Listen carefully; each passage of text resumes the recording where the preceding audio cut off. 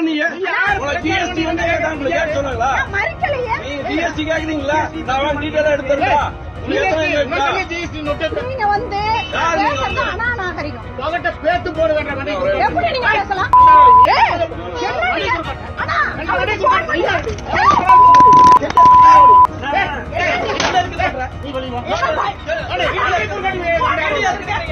எப்படி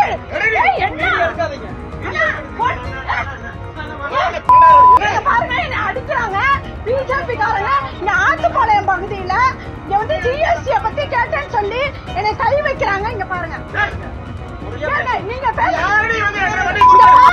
இது வந்து ஆனா நான் மறுச்சனா நீங்க எடுத்தீங்க.